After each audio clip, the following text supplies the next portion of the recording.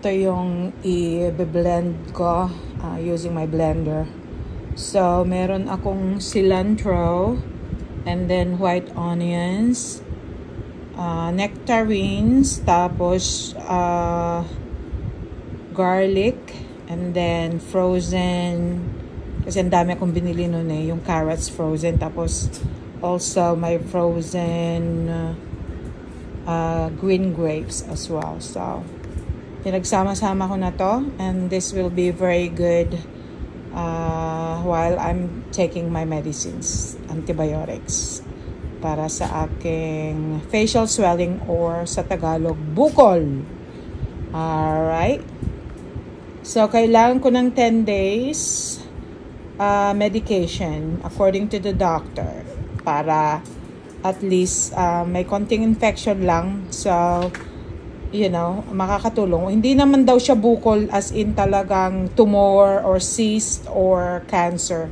And thank God.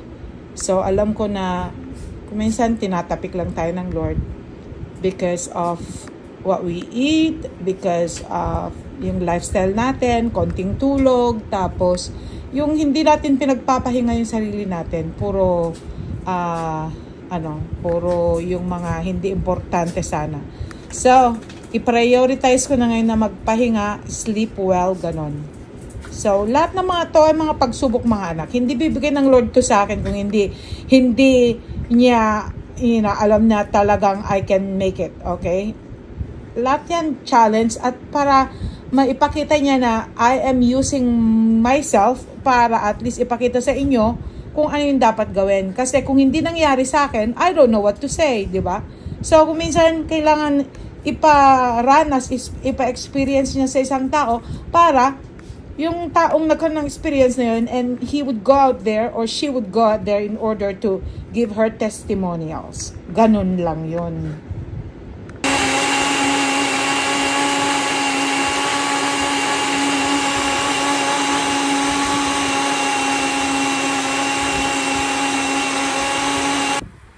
Yan, mas maganda yung sasalain ko siya para kung ano lang yung juice niya. Yun lang ang iinumin ko.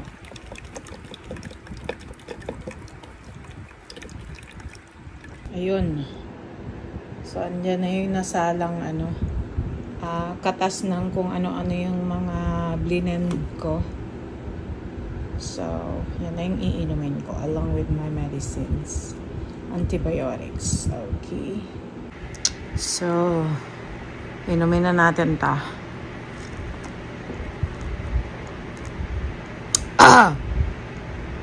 Iba-ibang lasa. Pero, ang malakas na lasa yung garlic, cilantro. Maganda kasi ang garlic.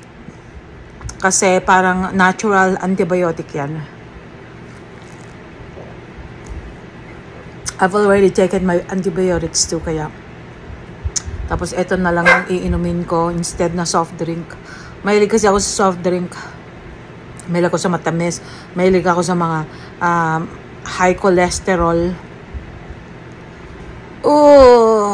Lahat ng mga bawal na yun kasi mahilig ko sa ganun. Nasaan na nga ba yung bukol? Parang lumiliit na. Usually, naka-straight ako. Hindi ako nakaganon ha. Naka-straight ako. Parang lumiit. Thank you, Lord. Kasi usually, pag naka-straight ako, sobrang laki. Sobrang Pero, ayan mo, himala. Di ba? Parang yung heart ko, himala. Dati-rati, di ba? 3 years ago pa, nagkaroon ako ng talagang sa heart. And then, lately, dahil nagpa-check up ako ulit, talagang clear. Clear as in clear. So, lahat ng mga aparatos inilagay dito, mga ganun, para at least malaman talaga kung okay na ba yung heart ko, whatever. Clear. Yun ang So, thank you, Lord. Di ba dati, di ba, nagkaroon din ako ng sepsis. Biro mo yun? Talagang, bibihira lang ang nakakasurvive ng sepsis, di ba? Kasi yung sepsis, nakukuha yan sa sobrang stress, depression, ganun ganyan, parang si Chris. Di ba? Oh, tingnan mo. Kay Chris, talagang lumala sa akin, biglang nawala rin. Nakikita nyo sa YouTube kung ano yung mga nagiging testimonials ko. That's the reason why, Lord, thank you so much. Ginagamit lang niya yung mga sakit kong gano'n para at least maibigay ko yung testimonials ko dahil sa sobrang ko sa Kanya, tiwala ko at trust ko sa Kanya. It's faith, di ba?